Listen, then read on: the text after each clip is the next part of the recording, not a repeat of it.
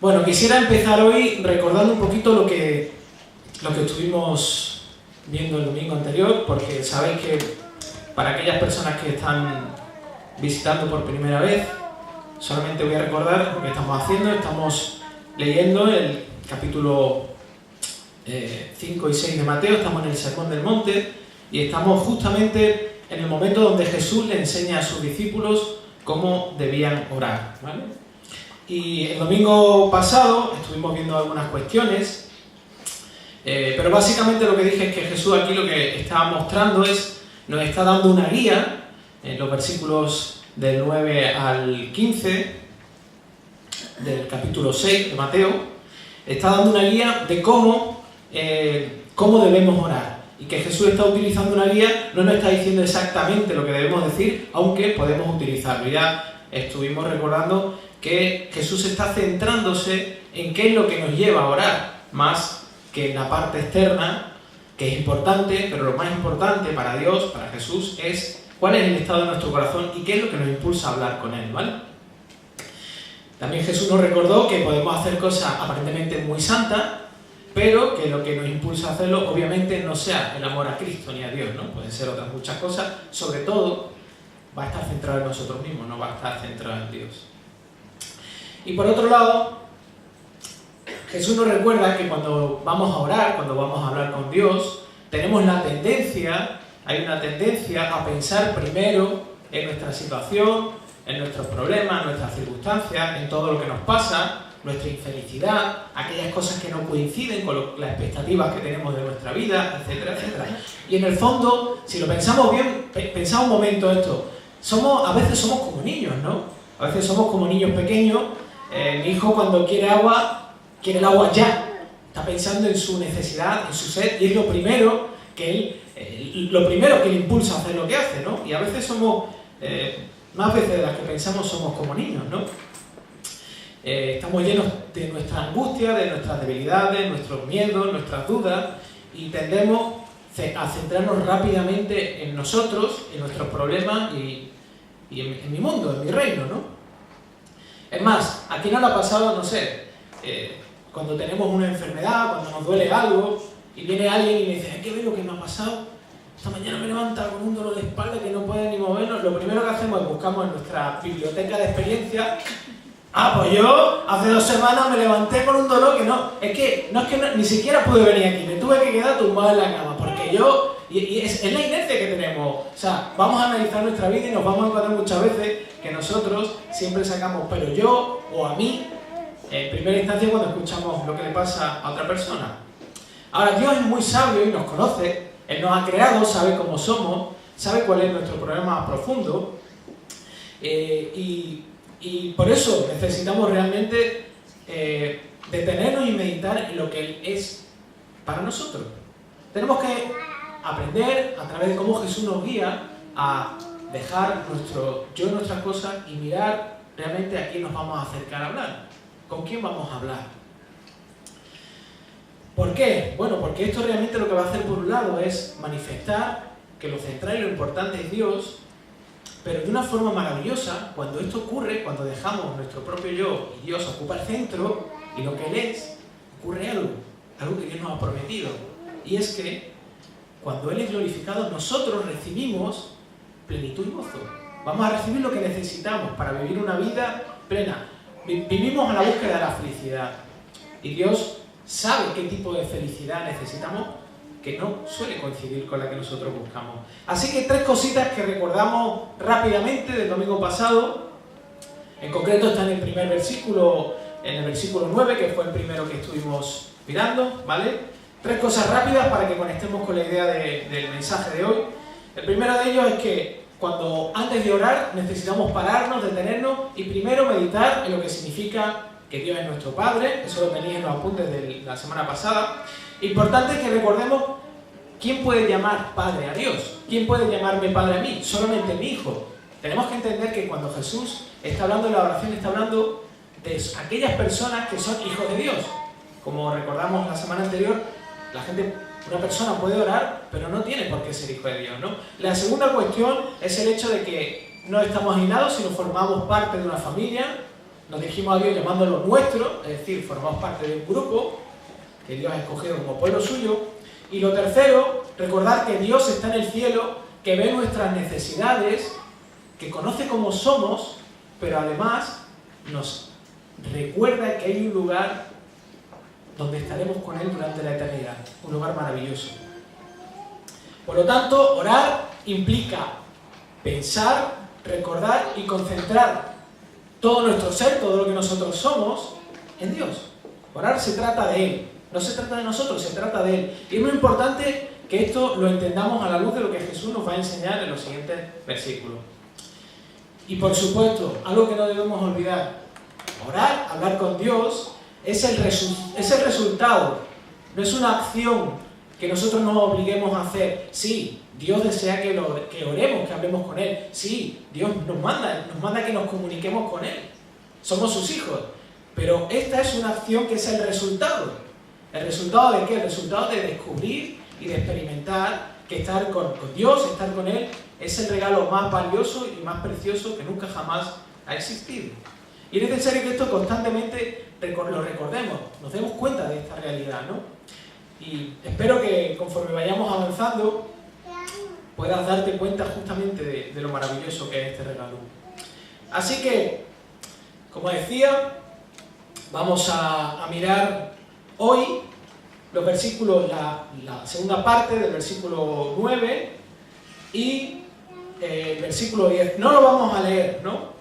Porque Jesús lo que va a hacer en este fragmento, lo que va a hacer es, justamente en estas 3 peticiones que vamos a ver y en las 3 siguientes, que será el domingo que viene, lo que va a hacer es decirnos qué tenemos que hacer o darnos la guía, más que decirnos qué es lo que tenemos que hacer, nos va a dar la guía para que sepamos qué hacer mientras oramos, mientras hablamos con Dios, ¿vale? Por lo tanto, como decía, si orar a Dios es un asunto que se trata principalmente de hablar con Él, es decir, Él es el centro, es la persona principal de la conversación, necesitamos saber cómo es Él. ¿Cómo vamos a hablar con una persona si no sabemos cómo es esa persona? Si miramos en este versículo y medio, la segunda parte del noveno y el versículo 10, hay 3 peticiones, ¿vale? Ahora las vamos a leer un poco más adelante. Hay 3 peticiones y las 3 peticiones hablan de tú, se refieren a Dios, ¿vale? Estas 3 peticiones incluyen la palabra tú, ¿vale? Haciendo referencia a Dios. Por lo tanto, si realmente apreciamos la compañía de Dios y lo amamos, entonces la consecuencia natural de eso, de amar a Dios, será buscar y anhelar lo que para Él es valioso y precioso, ¿vale? Y os voy a poner un ejemplo para que lo entendáis. La mayoría de aquí, muchos estamos casados, otros, bueno, casi todos conocemos lo que es tener novio o novia, ¿no? Y sobre todo voy a hablar, yo soy hombre, entonces voy a hablar por los hombres, así que con las mujeres también pasa, ¿no? Pero cuando yo conocí a mi mujer, obviamente cuando conoces a la persona que Dios te regala para ser tu futura esposa o esposo, no coinciden tus gustos. Gracias a Dios que no tienen los mismos gustos que tú, ¿no? Y hay una forma de complementarse. Pero, a ver, yo voy a confesar algo, y creo que casi todos los hombres van a tener que meterse la mano en el pecho. Las películas románticas no me suelen gustar mucho. Como que no me apasionan mucho, ¿no? Tiene que ser una trama que tenga un poco más de acción, ¿no? Pero yo cuando conocí a Sara y me enamoré de ella, empecé a preocuparme por ver qué cosas son las que le gustaban a ella. De forma, o sea, no tuve que obligarme. De hecho, recuerdo que fui a ver una película que se llamaba Un día inolvidable, nunca la olvidaré, porque no creo que la vuelva a ver nunca más. Pero fui con ella y disfruté de la película. ¿Sabéis por qué? No por la película, porque estaba ella. Disfruté porque estaba ella, porque estaba la mujer que yo quería, estaba ella, ¿no? Es más, yo sabía que también a Sara le gustaban mucho las castañas, ¿no? Y mi abuelo, en el pueblo de Ávila, ellos tienen castaños, y yo les pedía que me trajesen castañas para regalárselas a ella, ¿no? Porque buscaba agradarle a ella, ¿no? Porque obviamente mis afectos apuntaban hacia ella, disfrutaba de su compañía, quería que ella estuviese a mi lado y interesarme por todo lo que le importaba a ella, ¿no? Realmente la oración va en ese sentido. Se trata de que busquemos a Dios por lo que es Él, no por lo que nos da, ¿no? Que nos apasionemos de cómo es Él, que entendamos cuál es su carácter, cómo es un Dios amante de verdad, un Dios que nos regala su presencia todos los días, ¿no? Así que vamos a tomarnos un momentito para recordar un par de cosas antes de continuar, antes de adentrarnos en el texto. Y son importantes, es importante que esto lo tengamos en mente cuando nos acercamos a ver lo que Jesús nos explica de la oración. La primera de ellas tiene que ver con la forma en la que Jesús nos da esas pautas, nos da esa guía, ese GPS, para saber cómo debemos guiarnos a la hora de hablar con Dios, ¿vale? Como ya he dicho hace un instante, lo primero que necesitamos antes de hablar con Dios es detenernos para ver lo que vamos a hacer realmente.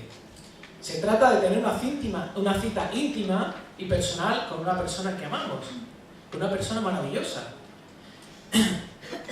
Así que vamos a hablar con nuestro Padre que está en los cielos, nuestro Padre que nos entiende y que nos ama. Y la segunda cuestión importante tiene que ver con el orden.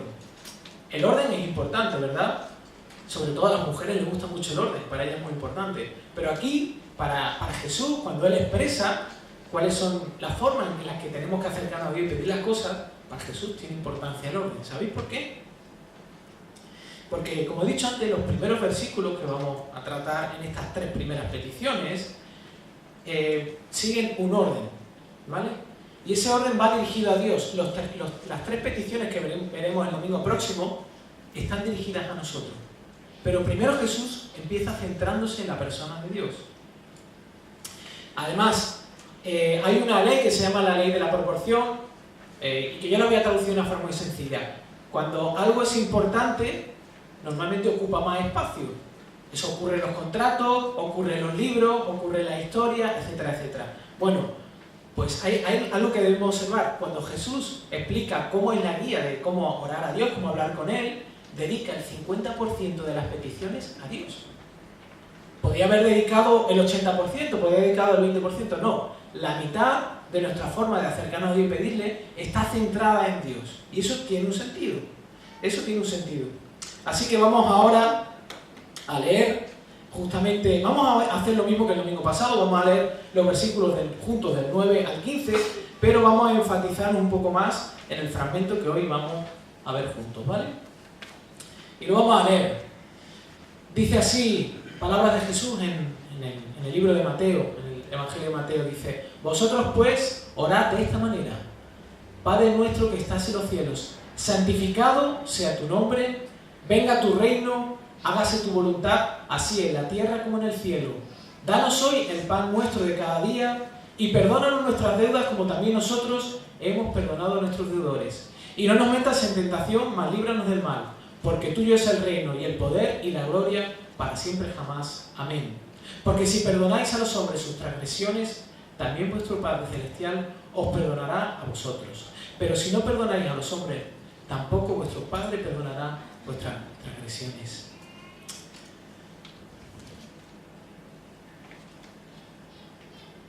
Puntero no se ve casi, pero podéis ver justamente lo que estaba diciendo antes. Estas tres peticiones están centradas en la obra de Dios, en lo que Dios quiere hacer. Y es importante que empecemos a hablar con Él justamente recordando lo que Él quiere hacer. Así que lo primero que vamos a hacer justamente es reconocer a través de la guía de Jesús qué es lo que desea. ¿Qué es lo que desea Dios? ¿Qué es lo que Él quiere? ¿Qué es lo que Él quiere que nosotros entendamos que Él desea? Como ya he dicho antes, tenemos una tendencia muy innata a ser dominados por las circunstancias. Que las circunstancias nos dirijan, nos lleven, nos empujen, y que no solo eso, sino que se apropien de nuestro corazón, se hagan dueños de nuestro corazón. Y lo más fácil de todo es que somos orgullosos. Tenemos la tendencia a ser orgullosos. Sobre todo, nos suele pasar si llevamos mucho tiempo en la iglesia, si somos cristianos de hace mucho tiempo, tenemos la tendencia a pensar que nuestros principios, lo que sabemos, lo que conocemos, está tan claro y es tan sano que no necesito revisarlo, no necesito verlo. Es más, eso puede endurecerme y llevarme a pensar que no necesito nada más para ser cristiano. Sí, yo sé que Dios me tiene que cambiar, sé que hay un proceso, pero ya lo básico que Dios tenía que decirme yo ya lo sé. Ahora lo que necesito es ponerlo en la práctica. Y yo quiero decirte una cosa, quiero recordarte una cosa. Jeremías nos recuerda en el capítulo 17, versículo 9, dice: más engañoso que todo es el corazón y sin remedio. ¿Quién lo comprenderá? El corazón es lo que nosotros tenemos, lo que impulsa nuestras acciones, lo que nos mueve, lo que nos lleva. Ese es nuestro corazón. Jesús nos recordó que incluso cuando vamos a orar, nuestros deseos más carnales, nuestros deseos que todavía combaten contra el espíritu, están presentes también. Están presentes también ahí. Y hay una tendencia a que nosotros ignoremos esto. Y pensemos que no es una realidad, pero sí. Es más, el mismo salmista nos recuerda en el Salmo 19, versículos 12 y 13, el mismo salmista se pregunta ¿quién es capaz de conocer su propio pecado? Si nosotros seguimos luchando contra el pecado, ¿acaso seremos capaces de entender cuál es la profundidad del pecado en nuestra vida y de cómo éste se manifiesta?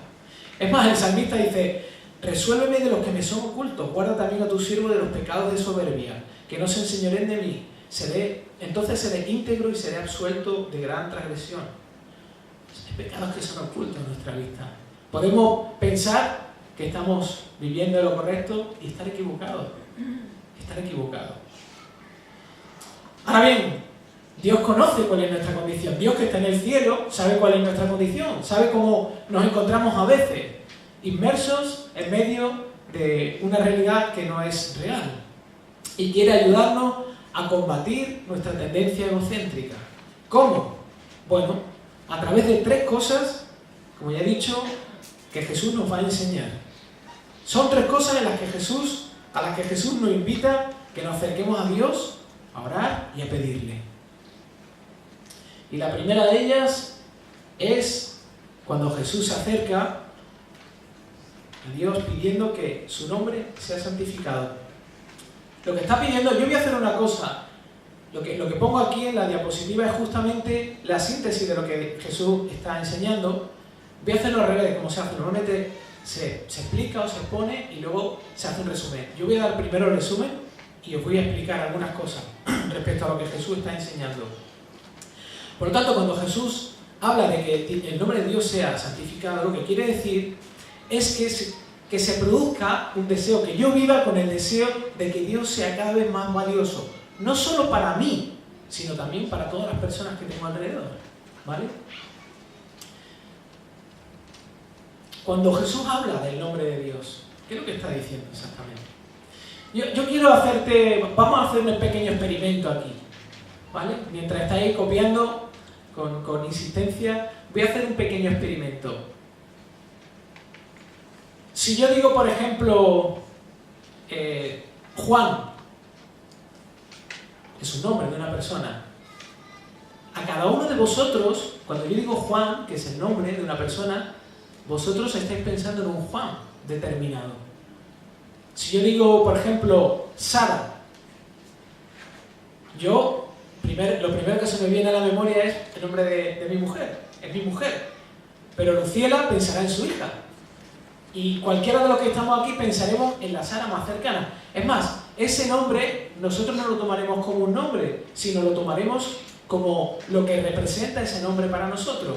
Es más, si a algunos les digo aquí Blockhouse, no van a pensar, algunos no sabrán lo que es y dirán, bueno, la casa del bloque, eso qué será, ¿no? Pero otros prácticamente olerán la carne en la barbacoa haciéndose, ¿verdad? Igual que si digo el tintero, algunos dirán, no sé de lo que me está hablando, estará hablando de un tintero donde se moja la pluma, otros dirán, huelo el pescado, se me hace la boca agua porque quiero comerlo, ¿no? Quiero que entendáis una cosa.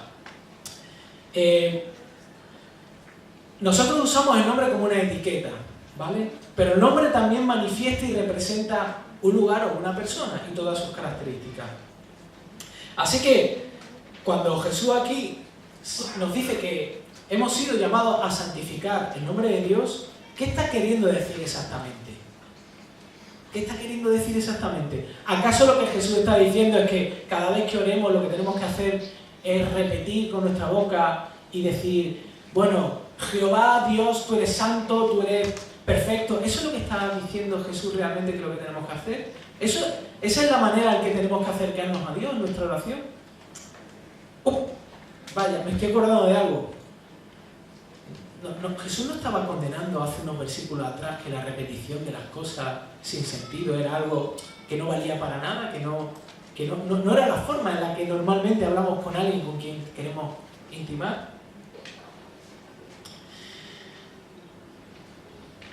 Creo que este no es el sentido que Jesús le está dando a santificar el nombre de Dios. Es más, ya que sabemos que el nombre representa a una persona, tenemos que recordar también un asunto. Y es que una de las tareas que Jesús llevó a cabo en su ministerio, cuando vino a la tierra, ¿sabéis cuál fue? O sea, Él vino a predicar el Evangelio, pero una de las cosas, sobre todo en el Evangelio de Juan que nos recuerda, es que Jesús vino a mostrar justamente a los hombres el nombre de Dios. Vino a manifestar de una forma que nosotros pudiéramos entender cómo es el carácter de Dios. Y vamos a ver algunos textos en el Evangelio de Juan, ¿vale? Que es donde más se repite esta expresión. Dice, lo vamos a leer rápido porque no quiero tampoco, pero para que entendáis un poco la idea, ¿no? Dice en Juan 17:6, palabra de Jesús, he manifestado tu nombre a los hombres, que del mundo me diste, eran tuyos, me lo diste y han guardado tu palabra. En el versículo 11 del mismo capítulo dice, ya no estoy en el mundo, pero ellos sí están en el mundo, y yo voy a ti, Padre Santo, guárdalos en tu nombre, el nombre que me has dado, para que sean uno, así como nosotros somos uno, ¿no? Versículo 12, dice, los guardaba en tu nombre también, la misma idea, ¿vale? Versículo 26, yo les he dado a conocer tu nombre. Jesús vino a dar a conocer el nombre de Dios. ¿Pero en qué sentido hizo esto Jesús? Jesús que vino... Sabemos que en el Antiguo Testamento, como mencioné el domingo pasado, Dios tenía muchos diferentes nombres para tratar de incluir todas las características, todo lo que significaba Dios, ¿no? Y aún así se quedaba corto. Entonces, aquí Jesús, ¿qué está haciendo realmente, no? ¿Qué sentido tiene eso? Jesús que venía a que pudiéramos llamar a Dios con un nombre diferente, un nombre de pila o algo así. Trataba de decirnos, bueno, Dios ahora lo podéis llamar de esta otra manera diferente. Obviamente Jesús no vino a eso, ¿no? No vino a hacer eso. Sino que vino, como he dicho antes, a reflejar de una forma humana que nosotros pudiéramos entender cercana de cómo es Dios, de cómo es el carácter de Dios, cómo es Él, cómo es la persona del Padre. Así que, de la misma manera que el nombre de una persona nos dibuja en la imaginación la forma de alguien, como he dicho antes, como hemos hecho el experimento antes, eso es lo que Jesús hace justamente en nosotros, ¿no? Nos permite que podamos recordar a Dios con todas sus características buenas. Cuando nos acerquemos a Dios, entendamos que quién es Dios a través de su nombre y lo que Él representa. De hecho, este predicador tan conocido inglés, Martin Lloyd-Jones, lo sintetiza de la siguiente manera. Dice, hablando del sentido de lo que es el nombre de Dios, dice, el nombre de Dios es todo lo que es cierto acerca de Dios, todo lo que ha sido revelado acerca de Él. Significa Dios en todos sus atributos, Dios en todo lo que es en sí mismo y por sí mismo, Dios en todo lo que ha hecho y lo que está haciendo. Ese es el sentido del nombre de Dios. Es recordarnos no solamente un Dios que está en el cielo, sino un Dios activo que está actuando por ti y por mí ahora mismo. Ahora, tenemos que hacernos la siguiente pregunta. Sabemos ya a lo que se refiere el aspecto del nombre de Dios, ¿no? Ahora, ¿qué quiere decir Jesús con santificar? Jesús está diciendo aquí que nosotros tenemos que hacer más santo a Dios de alguna manera. ¿No dice la Biblia que Dios es el top de los santos? ¿Es la regla con la que se mide la santidad? Si es así, si Dios es el que pone la norma de la santidad, ¿cómo que Jesús está diciendo aquí que tenemos que santificarlo? Es más, la Biblia nos recuerda que nosotros somos llamados a ser santos porque Dios es santo. Entonces, o Jesús aquí se ha equivocado, o no sé, o el archivo PDF cuando lo enviaron hubo un fallo justamente en este versículo, o no sé, algo ha pasado aquí, ¿no? Enfocar la santidad desde nuestra perspectiva es peligroso. Es muy peligroso y además está equivocado. Realmente lo que Jesús está enseñándonos aquí, ¿sabéis lo que es? No es que Dios tenga que ser reconocido o tenga que ser santificado por nosotros. Tiene que ser más santo porque nosotros añadamos santidad a Él. Sino lo que está diciendo Jesús aquí es que debemos reconocer que tenemos una tendencia a limitar la santidad de Dios. La realidad es que nosotros no podemos alcanzar el sentido de la santidad de Dios en todo su plenitud. Ahora bien, por otro lado, ante esta debilidad somos llamados y somos invitados por Jesús a acercarnos a Dios, a pedirle que nos abra los ojos para poder apreciar su santidad. Una santidad que ya existe de por sí misma. Que nos abra los ojos para poder ver lo maravilloso y lo fantástico y lo increíble que es Él. Lo que Él ha hecho en Cristo para nosotros y que esto se transforme en una forma de vida. Y esto que Jesús está enseñándonos aquí es lo mismo que Pablo hacía por alguna iglesia, prácticamente por toda la iglesia en el Nuevo Testamento. Por ejemplo, en el caso de los Efesios, empezando la carta, sabéis que Pablo tenía una forma característica de escribir la carta. Mira lo que les pide a Dios para los creyentes, los cristianos de Éfeso, justamente en el primer capítulo, versículo 17. Dice, pidiendo que el Dios de nuestro Señor Jesucristo, el Padre de gloria, os dé espíritu de sabiduría y de revelación en un mejor conocimiento de Él. Y el versículo que continúa, lo que hace Pablo es pedir que sean abiertos los ojos de su corazón. Está haciendo justamente lo mismo. Pablo está pidiendo que los creyentes de Éfeso santifiquen a Dios, que vean la santidad de Dios, que vean lo bueno que es Él. Que Dios les regale la posibilidad de ver cómo es Él para disfrutar de Él. Igual para la iglesia de Filipos, ¿no? Dice, y esto pido en oración que vuestro amor abunde aún más y más en conocimiento verdadero y en todo discernimiento. ¿De quién? De Dios. De lo que es Él. De su nombre, de todo lo que es. El nombre de Dios implica el Evangelio, implica a Jesucristo. Forma parte de la obra de Dios para nosotros. En palabras del reformador Martín Lutero, justamente entendiendo cuál era el sentido y el llamado de Jesús a que santificáramos el nombre de Dios, dice, oh Padre amado, sea santificado tu nombre en nosotros. Esto es, yo reconozco que desgraciadamente he profanado tu nombre con frecuencia y con mi orgullo, he profanado tu nombre con frecuencia y que con mi orgullo y llevado por mi propia honra y mi propio nombre, blasfemo de tu santo nombre. Por tanto, ayúdame mediante tu gracia a fin de que mi nombre perezca en mí y no haya en mí más que tu nombre y tu gloria.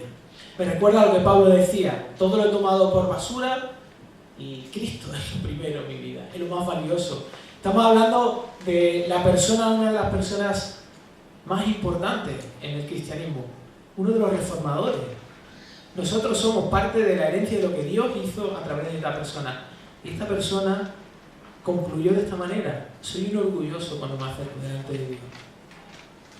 Tengo tendencia a mirarme a mí y no mirar a Él, a sentirme orgulloso de lo que yo consigo cuando me acerco a Dios. Por lo tanto, nosotros no hacemos más grande la santidad de Dios. Nosotros no podemos hacer más grande la santidad de Dios. Sino que ésta se vuelve mayor y más grande en nuestros ojos conforme vamos conociendo y viviendo a la luz de lo que Jesús ha hecho por nosotros en la cruz. Santificamos el nombre de Dios cuando abrazamos el Evangelio con tal intensidad. Y para abrazar el Evangelio con intensidad necesitamos saber cuál es nuestra necesidad, necesitamos entender cuál es nuestra condición.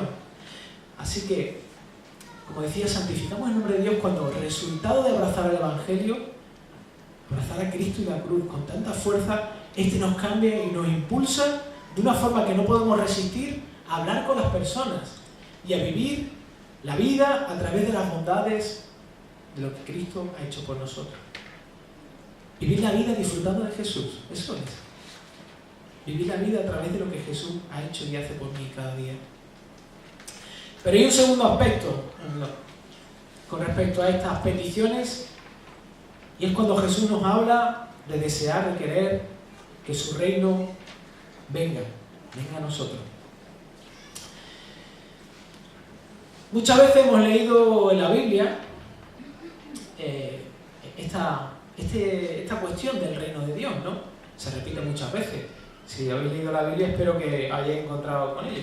Se habla de tu reino, del reino de Dios, del reino de los cielos, etcétera, etcétera. Pero ¿qué quiere decir Jesús con esto del reino? Porque si partimos de la idea de que Dios, es creador de todo, está en las manos, en sus propias manos está el dominio de todo el mundo, cuando Jesús se está refiriendo a esto, ¿qué está diciendo? ¿Que Dios no es rey? O sea, que tiene que llegar a su reino porque Él todavía no está reinando. No sé, me pregunto. Si su reino no está aquí, entonces Dios no reina aquí en la tierra, solamente en el cielo. ¿Qué está ocurriendo? Tenemos que entender que la Biblia, cuando habla de reino, lo habla en varios aspectos. Está hablando de varias digamos, acepciones de esa palabra, varios sentidos, dependiendo del contexto. El primero tiene que ver con el hecho de que Dios, o sea, el reino en el que Dios tiene autoridad. Dios tiene autoridad sobre absolutamente todo, parezca o no lo parezca. Él dirige el mundo y toda la creación hacia el cumplimiento de su voluntad. Aunque no lo parezca, pero a Dios no se le escapa absolutamente nada. Dios ejerce la soberanía, es decir, Dios está por encima de todas las cosas.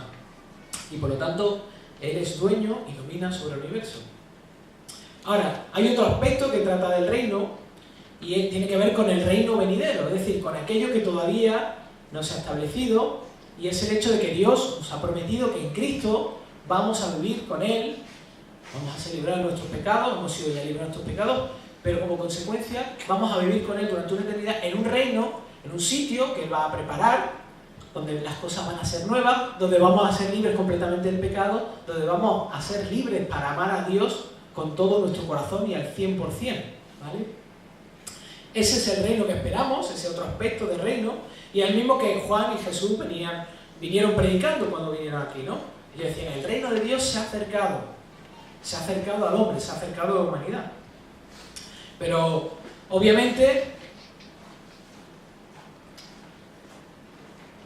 la petición que Jesús nos está invitando a hacer es diferente a alguna de estas dimensiones que estaba comentando. Dice Jesús que es un reino que debemos desear que venga, es decir, es algo que todavía aún no ha llegado. Y sí que, aunque tiene que ver con lo que Dios va a hacer en el final de los tiempos, que ya está decidido y establecido en su voluntad, el reinado de Dios, tal como se refiere aquí, tiene este sentido.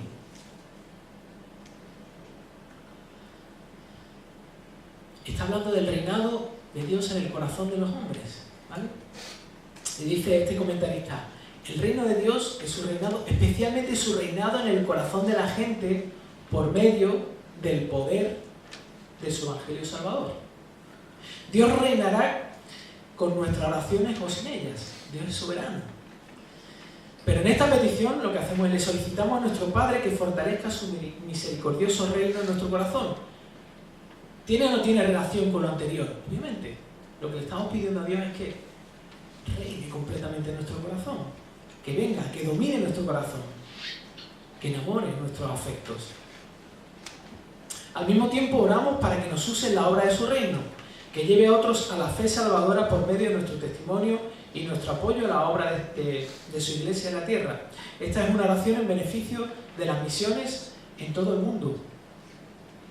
Hay una consecuencia, y en estas tres peticiones que vamos a ver, hay una relación y una consecuencia entre ellas. Cuando se da la primera, de forma natural se van dando las siguientes, ¿vale? Así que querer que el reino de Dios venga, que se cumpla, implica estar dispuesto y pedir con insistencia que Dios se adueñe más y más de mi corazón, que yo deje de ser mi dueño. ¿Sabéis por qué? Porque descubro que no es así. Descubro que el reino de Dios aún no está instaurado en mi corazón. Quiero y deseo ser parte del reino de Dios, y eso me lleva a pedirle. Ahora, esto es algo que quizá no medimos a veces lo que puede producirnos. Es peligroso pedir esto. Es peligroso. ¿Sabes por qué? Porque no queremos reinar en nuestro propio reino. Es muy peligroso. ¿Sabes por qué? Vamos a atentar con nuestro propio yo. Pedirle a Dios, esto le estamos pidiendo a Dios que atente contra nuestro propio yo. Y eso va a ser un golpe de Estado. Hace poco hemos oído de Turquía este golpe de Estado, estos revuelos, gente que estaba allí de viaje, no sabía si iba a salir.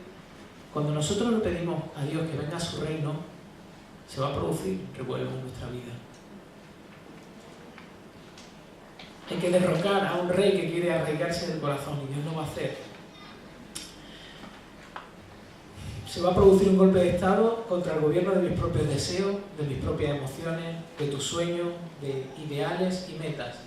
Es algo doloroso, pero es imprescindible para poder ser liberado de mi propia esclavitud. Ahora, como consecuencia de lo anterior, obviamente vamos a desear compartir lo que tenemos con otras personas. Va a ser imposible cuando realmente Dios gobierna nuestro corazón y nos damos cuenta que nosotros no podemos gobernar, que Él tiene que gobernar y que Él tiene que ayudarnos que se produzca esa hora y descubrimos el tesoro de la liberación de Dios. No vamos a poder evitar no hablar con otras personas. Es más, vamos a hacer lo necesario por ser capaces de explicar lo que Cristo es capaz de hacer en nuestra vida, lo que la Biblia habla de Él, de una forma que la gente entienda. Porque querremos, por encima de todo, compartir ese tesoro de su persona con otras personas. Buscaremos ser relevantes, contextualizar lo que Dios ha traído a nuestras vidas y llevar a otras personas a la salvación en Cristo. Y por último, la última de las peticiones en las que Jesús nos guía justamente es hágase su voluntad, que quiere decir que deseo que Dios decida, dirija y determine cada aspecto de mi vida. Esta es la más desafiante y te aseguro que si no se cumple, si no hay un anhelo por el cumplimiento de la primera de ellas, encontrarme con Dios y con su belleza y enamorarme de Él, esta no es imposible que se lleve a cabo, es imposible. Es más, como cristianos de tiempo en la iglesia solemos muchas veces usar esta frase, ¿no? La voluntad de Dios. Bueno, que se cumpla la voluntad de Dios. Bueno, es voluntad de Dios. Bueno, quiero que se hagan las cosas conforme a como Dios quiere que se hagan. Queremos que se cumpla la voluntad de Dios en nuestras vidas, en la vida de nuestros familiares, en nuestras iglesias. El problema es cuál es la voluntad de Dios, ¿no? Queremos que se cumpla, pero ¿conocemos realmente cuál es la voluntad de Dios? Y tenemos la tendencia a buscar la voluntad de Dios de una forma concreta. Hay muchos libros, artículos que tratan de este tema. ¿Qué querrá que Dios haga? Estudio una carrera, estudio otro, me voy a otro país, me quedo aquí, tengo 3 hijos, tengo 15. Bueno, de 15 no, tengo 4. ¿Qué quiere Dios en cada momento, no? Pero la petición de Jesús realmente, lo que nos transporta o lo que nos trae a la mente es que deseemos que las cosas en la tierra funcionen como funcionan en el cielo.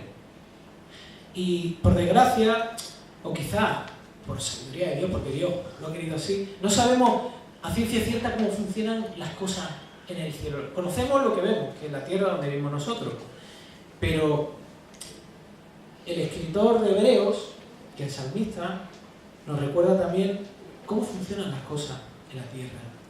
El escritor de Hebreos nos dice, nos recuerda, hágase su... me pasa algo muy Nos recuerda justamente que hay parte de la creación de Dios que vive en el cielo con Él, pero esa parte de creación son justamente sirvientes de Dios que vienen a servirnos a nosotros. Por lo tanto, lo que nos manifiesta es que en el cielo las cosas funcionan de una manera perfecta, no como aquí. Es decir, la voluntad de Dios en el cielo se cumple de forma perfecta.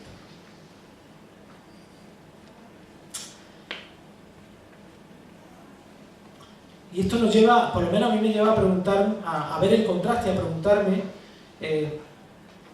aquí, ¿la voluntad de Dios realmente se cumple o no se cumple?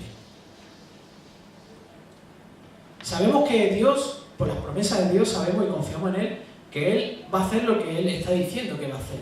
Veamos ahora o no lo veamos. Hay un momento en el que nos presentaremos delante de Él y creemos en eso. No lo hemos visto todavía. Creemos que personas que amamos y confiamos en que Dios las lleve a Cristo otra vez. Hay cosas que no vemos. Deseamos que en nuestra vida ocurra el cambio. Deseamos amar más a Cristo, deseamos entregarnos más a Él. Y confiamos en eso. Esa es la voluntad de Dios, pero aún no la vemos. Es más, la voluntad de Dios la vemos a veces que se cumple de una forma casual y parcial.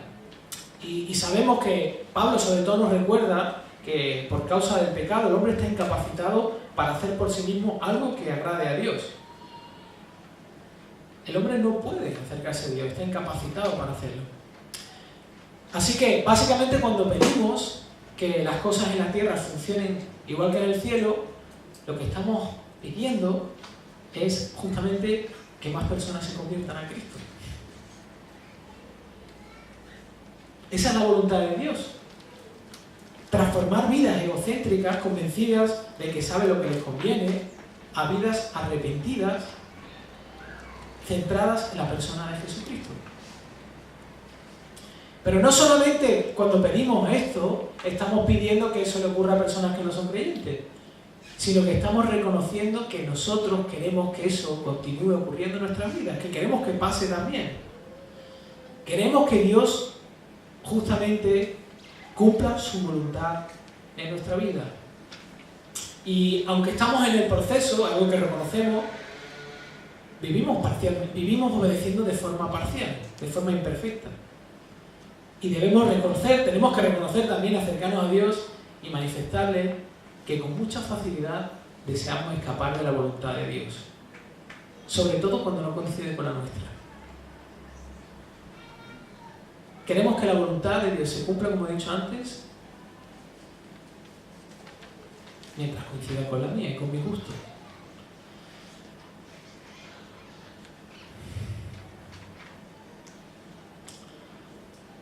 El salmista, cuando escribió el Salmo 40, decía: me deleito en hacer tu voluntad, Dios mío. La ley está dentro de mi corazón. ¿Cuándo seremos capaces de poder hacer la voluntad de Dios?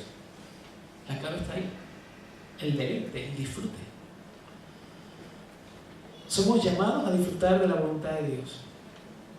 Es decir, para poder cumplir la voluntad de Dios necesitamos apreciar y atesorar lo que Dios tiene para nosotros. ¿Cómo podemos apreciar y atesorar esto? Esta no es una tarea fácil, porque nuestra propia voluntad y deseo van a estar luchando constantemente por tratar de engañarnos y pensar que lo que Dios tiene para nosotros no es lo mejor. Así que vamos a tener que hacer una cosa. Van a tener que pasar por la cruz nuestros deseos. Nuestro propio yo va a tener que pasar por la cruz. Pablo en Gálatas lo recuerda, dice: los que son de Cristo Jesús han crucificado la carne con sus pasiones y deseos. ¿Sabéis una cosa? Cristo murió en la cruz y crucificó nuestras pasiones y nuestros deseos. Nosotros no podemos luchar contra ellas, pero Cristo las puso en una cruz, las clavó allí y nos da el poder a nosotros, a través del Espíritu Santo, a una vez que reconocemos que somos incapacitados, a Él a través de nosotros hacer eso. ¿Te va a doler? Me va a doler. Este proceso nos va a doler. Nos va a doler. Voy a tener que estar dispuesto a reconocer delante de Dios aquellas cosas que son tan mías, aquellas cosas que escondo, que no quiero que Dios toque. Tendré que reconocer que hay cosas que no quiero que se vayan de mí. Voy a tener que estar dispuesto a pasar por pruebas. atravesar el túnel de la prueba y darme cuenta de que sin la ayuda de Dios no soy capaz de llegar al otro extremo. Pero te digo una cosa, al lado del otro extremo hay una luz, la luz de Cristo. La salvación de Cristo, el amor de Cristo.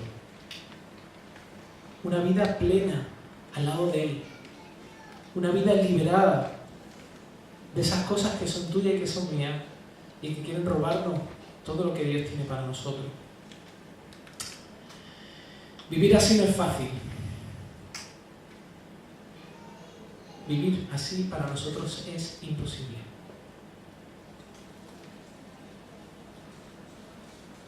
Así que necesitamos volver a recordar lo siguiente.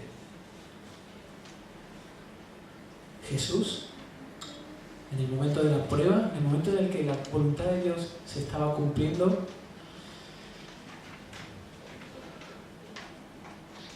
lleno de angustia y dolor, relata Mateo, dice, y adelantándose un poco, cayó sobre su rostro, orando y diciendo, Padre mío, si es posible, que pase de mí esta copa, pero no sea como yo quiero, sino como tú quieras. Cristo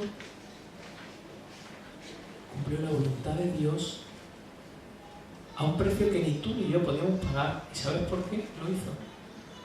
Lo hizo justamente porque nosotros no podemos cumplir la voluntad de Dios. Porque nosotros no podíamos y no podemos cumplir la voluntad de Dios si no es a través de este acto, si no es a través de lo que Dios, a través de Cristo, ha hecho en nosotros. Jesús dijo sí por ti y por mí.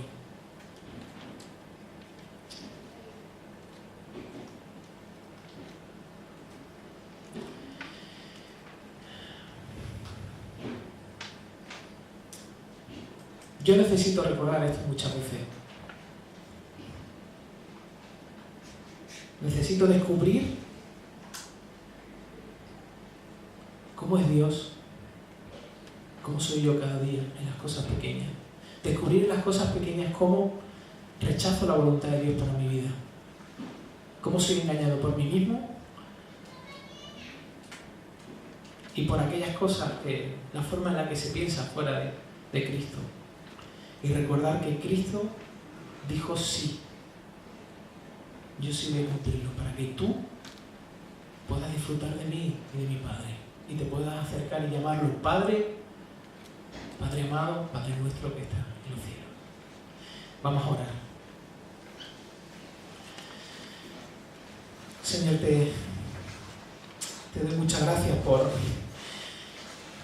no solo tu paciencia, sino ayudarnos, Señor, y igual que cuando tus discípulos se acercaron con desesperación y te pidieron, Señor, por favor, ayúdanos a orar, enséñanos cómo podemos hablar contigo, cómo podemos hablar con el Padre, cómo podemos acercarnos a Él. Señor, te doy las gracias porque nos dan la oportunidad de darnos cuenta y mirar y abrir los ojos y pedirte que abras más todavía nuestra vista, porque lo que necesitamos primeramente es verte como tú eres, Señor. Ver como tú eres, Señor, y darnos cuenta que más que nuestras luchas, nuestras necesidades, más que el pecado, más que cualquier otra cosa, Señor, se trata de ti, se trata de lo que tú manifiestas, de lo que tú representas y de lo que tú eres, Señor. Y yo necesito ver todas las mañanas, tener una visión en mi limitación y en mi torpeza, una visión real de lo que tú eres, Señor, para que mi vida sea transformada, Señor. Y es un deseo que yo comparto de forma comunitaria, igual que cuando nos acercamos y te decimos Padre nuestro, de esa misma manera, Señor, yo comparto para todos nosotros que tú nos des el regalo de poderte ver con claridad, Señor. Sin duda, sin esto, sin tener claro la importancia que tiene el acercarnos a ti, ¿cómo te vamos a pedir cosas? Si no sabemos lo que nos conviene, Señor, solamente tú lo sabes. Así que, no solamente agradecidos, sino pidiéndote, Señor, que tu palabra, tu verdad, nos llegue a lo más profundo y que, Señor, cuando nos encontremos a solas contigo, en esta semana, en estos días, en este tiempo, cuando nos acerquemos a ti, Señor, que traigamos a nuestra mente el deseo y el hambre la pasión por buscarte más y más y más y más a través de Cristo, recordando lo que Él ha hecho justamente para que podamos acercarnos a ti, porque nosotros no éramos capaces de hacerlo, Señor. Gracias por haber dicho sí, porque si no, no podríamos estar aquí, no seríamos partícipes del regalo de una vida y una relación cercana a un Dios que nos ama, a pesar de cómo somos, a pesar de nuestros tropiezos y nuestras torpezas. Así que en Cristo, Señor, con la seguridad de que en Él, Señor, en Él tenemos acceso a tu presencia. Te pedimos que tú alumbres, Señor, y nos ayudes a alumbrar a otras personas y a crecer cada vez más, Señor, en humildad y en amor a ti y a los demás.